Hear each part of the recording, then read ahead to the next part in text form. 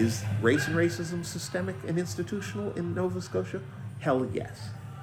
Last year, a group representing Mi'kmaq, African Nova Scotians, Acadians, and English-speaking Caucasians came together to create a documentary. This is going to be looking at a raindrop in a typhoon storm.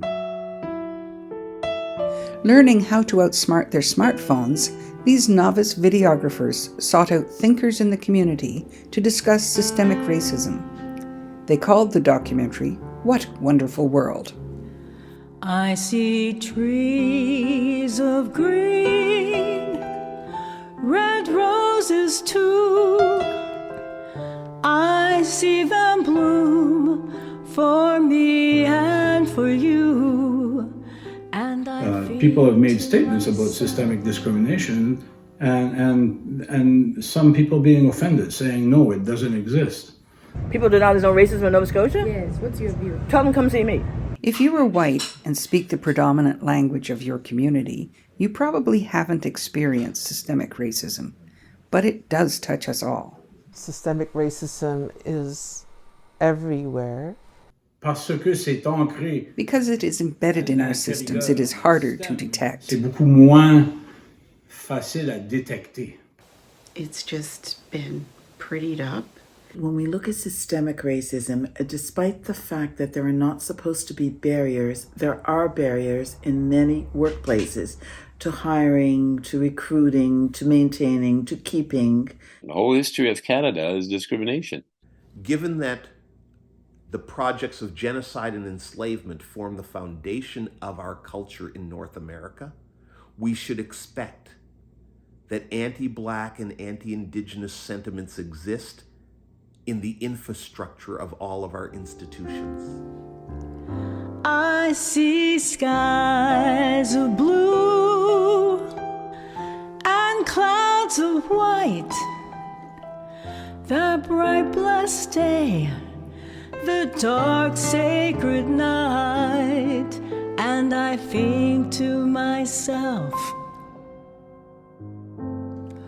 what a wonderful world.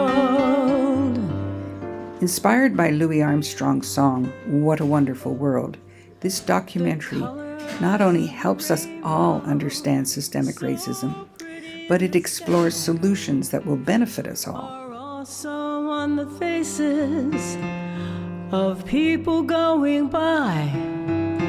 I see friends shaking hands saying, how do you do? They're really saying, I love you. It's been identified by Afro-Canadian physicians that are living here in Nova Scotia that they have had issues with patients and with other physicians.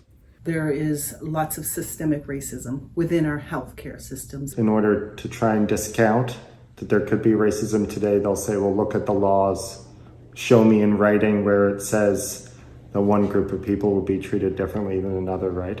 It's out of ignorance. It's out of, how would I say, a complex of superiority.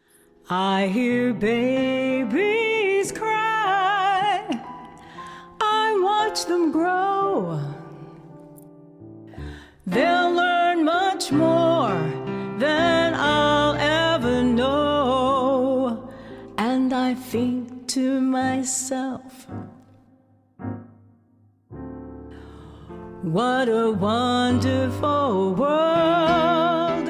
As so beautifully said by Mark Peitlich, the song What a Wonderful World makes a subtle, heartbreaking gesture to all the darkness rapping at its door, in turn making it just hard enough for you, the listener, to entirely dismiss its optimism, at which moment the battle becomes yours. The first thing I believe that we need to do is to raise the level of awareness. Anytime I mentioned racism, people would say in the party, well, do you have someone to back that up? And you can't do it because you're white. And I'm like, look, we're all white here. This is a small caucus of white people. So if I don't bring up issues that are important to people of color and Indigenous people, it's never going to happen. The difficult conversations that nobody wants to have. What can be done about it? Well, first we need to understand the history of racism. We need to understand where it comes from. We need to understand that racism has had a dramatic psychological effect on racialized people, but it has also had a dramatic psychological effect on white people. Yes, I think to myself, what a wonderful world. Can you imagine what, say, Canada would be like if when the European settlers came here, they actually respected the people that were already here? Oh, yeah.